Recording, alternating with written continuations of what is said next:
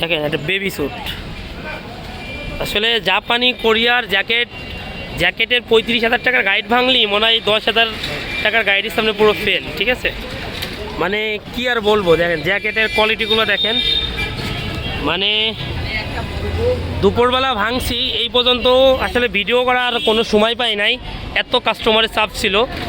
আর যতগুলা যা বিক্রি করছি মানে গাড়িটির থেকে তার বেশি বিক্রি হয়ে গেছে।